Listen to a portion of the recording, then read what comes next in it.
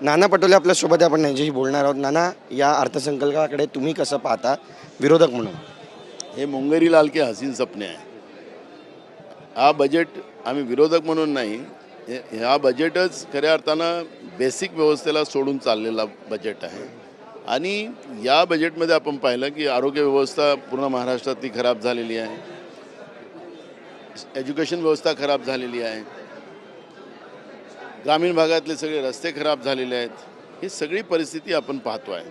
आणि त्याच्यामुळे दरडोई उत्पन्न या महाराष्ट्राचं कमी झालेलं आहे.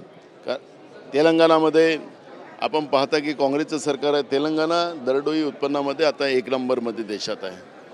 कर्नाटक ते 2 नंबरला आहे, तिथंही काँग्रेसचं सरकार आहे. तामिळनाडूमध्येही सुद्धा काँग्रेस तिथं सत्तेमध्ये आहे. गुजरात 4 नंबरवर आणि आता महाराष्ट्र 5 नंबरवर आलेली आहे. त्यामुळे दरडोई उत्पन्न प्रत्येकाचं वाढण्यासाठी सरकारचं बेसिक कुठेही पाऊल उचललं दिसलं नाही.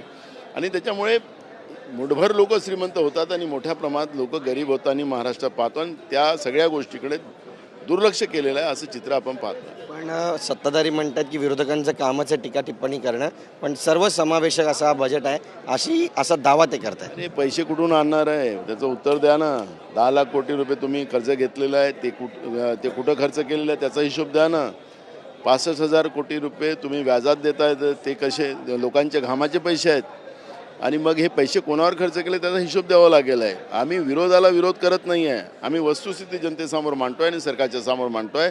त्यामुळे सरकारने याला गांभीर्याने घेतलं पाहिजे, ही भूमिका आमची आहे. विरोधक म्हणून आता पुढचं पाऊल तुमचं काय असेल? आम्ही सरकारला पूर्ण प्रत्येक प्रश्नावर त्याला उत्तर मागू आणि सरकारला ते उत्तर द्यावं लागेल. एकंदरीतच 1 ते 10 पैकी जर मार्क द्यायचे असेल तर तुम्ही किती मार्क्स देणार?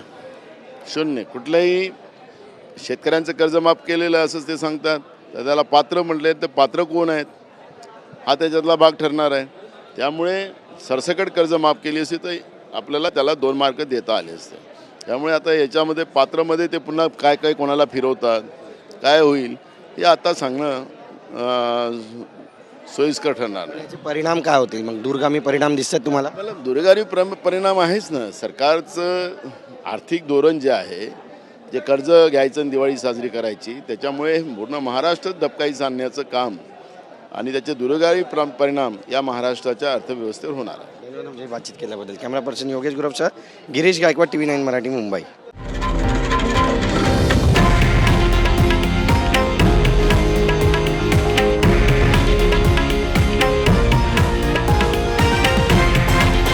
हे आहे देशातील नंबर 1 न्यूज नेटवर्क आणि आपण पाहत आहात TV9 मराठी, एकमेव.